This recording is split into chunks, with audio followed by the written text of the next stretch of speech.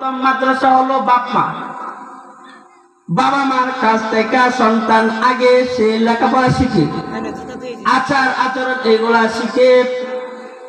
আপনারা দেখবেন আপনাদের নাতি যারা আছে তারা যদি আপনি যখন নামাজ পড়বেন তখন দেখবেন নাতি আপনার সাথে মসজিদে যায়, কিন্তু বাবার লাগে যায় না। বাবা আমার মসজিদে যায় না।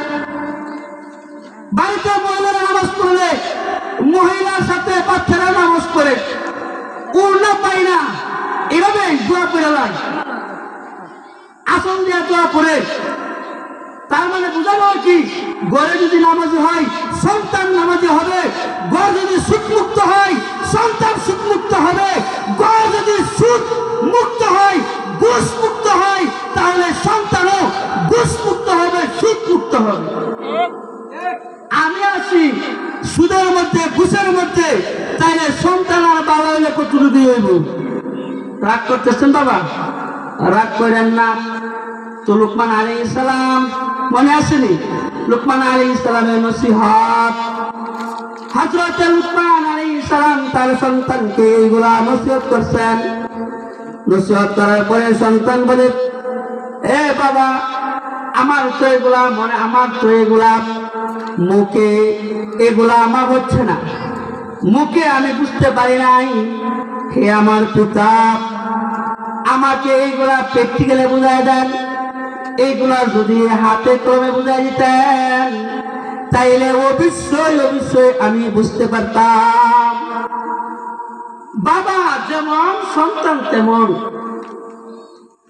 হযরত লুকমান আলাইহিস সালাম বলে, এ সন্তান, আমাদের এখান থেকে অনেক একটা দূরের শহর আছে, এই শহরের মধ্যে একজন নবী আছে। লুকমান আলাইহিস সালাম অনেক বছর হায়াত পাইছেন, বহুদিন তিনি বাইচা লইছেন, যার কারণে তিনি অনেক নবীর সাক্ষাৎ পেয়েছেন। তাই সন্তানকে বলে, সন্তান, আমাদের এখান থেকে অনেক দূরে একটা শহর আছে, এই শহরের মধ্যে একজন নবী আছে, তার কাছে তোমার কাল সকালবেলা নিয়ে যাবো, আর তোমার হাতে কলমে প্র্যাকটিক্যালে বুঝাই দিব। সন্তান বলে যে ঠিক আছে, আমাকে প্র্যাকটিক্যালে বুঝাই দেন। আগামীকাল সকালবেলা লুকমান আলাইহিস সালাম আর সন্তান দুজনে রেডি হয়ে গেছেন, রওনা করছেন।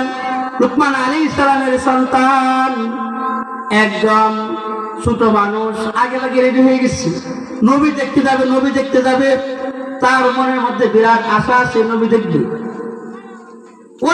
অনেকের মনের মধ্যে আশা আছে, কেউ নবী দেখার আশা আছে, কেউ আলেম দেখার আশা আছে, কেউ আবার উলামায়ে কেরাম দেখার আশা আছে, আবার কেউ তার উল্টাটা, আবার কেউ তার নায়ক নায়িকা দেখার শখ আছে, আছে না নাই? নায়িকা দেখার জন্য এখান থেকে আপনার নেত্রকোনা চলে যায়, যাত্রা পালা দেখার জন্য এখান থেকে ঢাকা চলে যায়, অথচ ঘরের সাথে মাহফিল আসে না। কত বড় কম ভক্ত, ঘরের সাথে মাহফিল আসে না। নায়িকা দেখার জন্য নেত্রকোনা চলে যায় নিজের টাকা খরচ করে। এই তাদের মনের মধ্যে অনেক শখ, মনের মধ্যে অনেক আশা। কিন্তু লুকমান আলাইহিস সালামের সন্তানের আশা, সে কি দেখবে? আল্লাহর নবীকে সে দেখবে। রেডি হয়ে গেছেন, দৌড়তেছেন। দুধু মরুভূমি, বিশাল মরুভূমি, এই বালুর চর, এই বালু দিয়া মরুভূমির মাঝখান দিয়ে হাঁটতেছেন। অর্ধেক পথে যাওয়ার পরে দাঁড়ালো একটা জীবের, দাঁড়ালো একটা জন্তুর হাড্ডি, চিকন একটা হাড্ডি।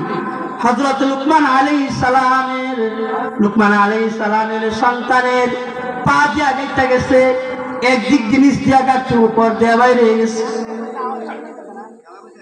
লুকমান আলাইহিস সালাম বলে, তাইলে তো আর আগে বাড়ার কোনো সম্ভাবনা নাই, কারণ যেহেতু মরুভূমি বালু, সামনে আর যাইতে পারবো না। এখানে তাবু গাড়ছেন, তাবু গাড়ার পরে একদিন হয়ে গেল, এটা আপনার সাথে সাথে ভুইলা গেছে, ভুইলা আপনার পছন্দ করে ফেলছে।